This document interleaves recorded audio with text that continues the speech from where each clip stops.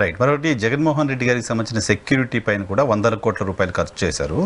మొత్తం సౌత్ ఇండియాలో ఉండే ముఖ్యమంత్రులందరి సెక్యూరిటీ కోసం ఎంత ఖర్చు అవుతుందో, ఎంతమంది జనాలు ఉన్నారో దానికంటే ఎక్కువ జగన్మోహన్ రెడ్డి గారి కోసం ఉన్నారంట. ఈరోజు తెలుగుదేశం పార్టీకి సంబంధించిన ప్రధానమైన మీడియాలో వచ్చిన అప్పులపై తప్పుడు లెక్కలు, సెక్యూరిటీపై తప్పుడు లెక్కలు, నిబంధనలపై తప్పుడు మాటలు, ఈ ప్రతిపక్ష హోదాపై తప్పుడు మాటలు, ఇవన్నీ తెలుగుదేశం పార్టీ అనుబంధ సంస్థలుగా, మీడియా వ్యవస్థలుగా ఉన్నటువంటి వాళ్ళు చేస్తున్నటువంటి ఒక తప్పుడు విధానం. 2014-19 కాలంలో చంద్రబాబు నాయుడు గారు అధికారంలో ఉన్నప్పుడు ఒక గెస్ట్ హౌస్ పేరుతోటి గిఫ్ట్ హౌస్ను కొట్టేసి ప్రభుత్వ ధనంతో వందల కోట్ల రూపాయలతోటి రోడ్లు వేసింది ఆ లింగమనేని గారి గెస్ట్ హౌస్కు పోవడానికి కాదా? అది ప్రజల డబ్బా కాదా?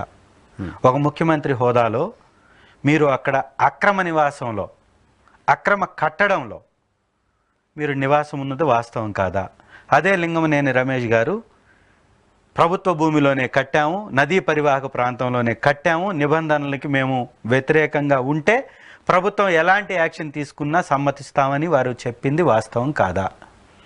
కృష్ణానది పరివాహక ప్రాంతంలో అక్రమ కట్టడంలో నివాసం ఉండినటువంటి ఈ చంద్రబాబు నాయుడు గారు సక్రమమైనటువంటి మాటలు ఎలా చెప్తారు?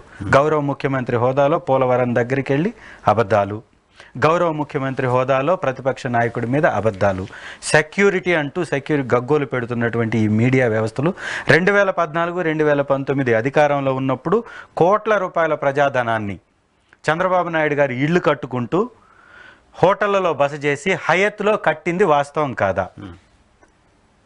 వారు అనేక ప్రభుత్వ భవనాలని రిపేర్ పేరుతోటి లక్షల కోట్ల రూపాయలు, వేల కోట్ల రూపాయలు వెచ్చించి రిపేర్లు చేపించింది వాస్తవం కాదా? ప్రజాధనాన్ని దుర్వినియోగం చేసి హెలిప్యాడ్ నిర్మించింది వాస్తవం కాదా? లింగమనేని రమేష్ గారి ఇంటి పక్కన లాస్ట్కి కాళ్ళు కడుక్కోవడానికి కూడా కృష్ణానదిలో దిగడానికి ప్రభుత్వ డబ్బుతోటి నిర్మాణాలు చేపట్టింది నిజం కాదా? ఇవన్నీ చంద్రబాబు నాయుడు గారు ఇవన్నీ చేసి ఈరోజు వితండమైనటువంటి వాదన చేస్తున్నారు. ఎక్కడా కూడా జగన్మోహన్ రెడ్డి గారు సొంత ఖర్చులతోటి వారి గృహాన్ని నిర్మించలేదు. తను ముఖ్యమంత్రిగా ఉన్నప్పుడు ₹1 జీతం తీసుకోలేదు, వారి ఇంటికి కిరాయి తీసుకోలేదు, స్వచ్ఛందంగా ప్రజలకు సేవ చేశారు, ఎక్కడా దుర్వినియోగం చేయలేదు, స్వచ్ఛందంగా తన సొంత డబ్బుతోటి సొంత ఇంటిలో ఉండి ప్రజాసేవ చేశారు జగన్మోహన్ రెడ్డి గారు. అలాంటి వ్యక్తిపై ఇలాంటి దుర్మార్గపు మాటలు మాట్లాడడం, ప్రభుత్వ ధనం చాలా ఖర్చు చేశారని ఫర్నిచర్ ఏ ఒక్క రూపాయి కూడా ఇంటి కోసం నిర్మాణంలో వాడలేదు. వాళ్ళు చెప్తుంది ఐరన్ గ్రిల్ గురించి. ఒక గౌరవ ముఖ్యమంత్రి గారు నివాసం ఉన్నటువంటి ఇంటి పక్కన పెద్ద పెద్ద నిర్మాణాలు ఉన్నప్పుడు సెక్యూరిటీ రీత్యా వారి ప్రాణానికి హాని పొంచి ఉండేటటువంటి అవకాశం ఉంటుంది కాబట్టి కొంత ఎత్తుగా ఆ గ్రిల్స్ నిర్మించిన మాట వాస్తవము.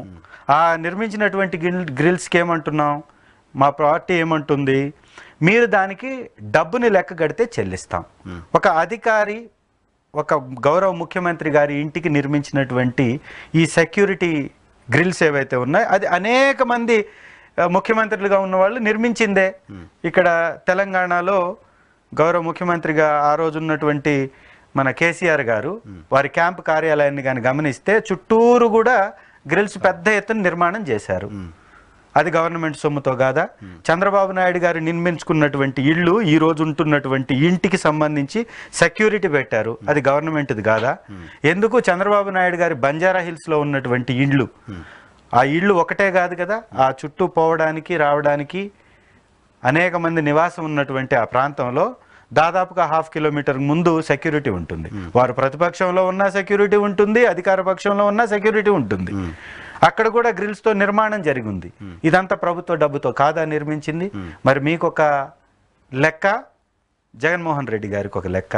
ఇది అంతా కూడా సార్ వైఎన్ఆర్ గారు ఇదంతా కూడా మా నాయకుడి యొక్క వ్యక్తిత్వాన్ని హననం చేయడంలో భాగంగా ఓడిపోయిన తర్వాత ఇంకా వ్యక్తిత్వ హననం చేసి ఏం సాధిద్దాం అనుకుంటారు వాళ్ళు? ఎందుకు? ఖచ్చితంగా జగన్మోహన్ రెడ్డి గారి మీద విషం చెమ్మాలి, ప్రజల మధ్యలో ఒక భ్రమను కల్పించాలి, ప్రజలపై ఒక విషాన్ని కుమ్మరించాలి, ఆ విష ప్రచారంలో వీళ్ళ యొక్క దుర్మార్గాల్ని కొనసాగించాలి.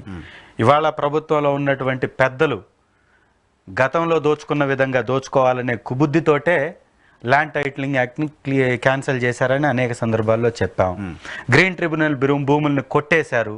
ఆ భూముల్ని వీళ్ళు కొట్టేయడానికే ఆ ల్యాండ్ టైటిలింగ్ యాక్ట్ని క్యాన్సిల్ చేశారు. దాంతోపాటు 11,000 ఎకరాల ఎస్సీ భూముల్ని కొట్టేయడానికి ఆ ల్యాండ్ టైటిలింగ్ యాక్ట్ని క్యాన్సిల్ చేశారు. అమరావతిలో కుంభకోణాలు చేసినటువంటి నారాయణ గారికి, వారి బంధువులకి, లేదా పయ్యావుల కేశవ్ గారికే క్యాబినెట్ హోదాలు ఇచ్చి మళ్ళీ వాటి మీదే పెత్తనాలు ఇచ్చారు అంటే దోచుకోవడానికి, దగా చేయడానికి, కాకపోతే ఇంకెందుకు చెప్పాలి? చూద్దాం, ప్రజలు అధికారం ఇచ్చారు కాబట్టి ఇదంతా ఏంటంటే లేఖకి ఏమైనా స్పీకర్ వైపు నుంచి రెస్పాన్స్ ఉంటుంది అనుకుంటున్నారా? ఖచ్చితంగా ఉండాలి. ప్రజలకు సమాధానం చెప్పాలి. అడిగినటువంటి ప్రశ్నలకి సమాధానం చెప్పకపోతే ఖచ్చితంగా మా యొక్క గొంతులను నొక్కివేసి వారి దుర్మార్గాలను కొనసాగించడానికే ఈ ప్రయత్నం అని నమ్మాలి.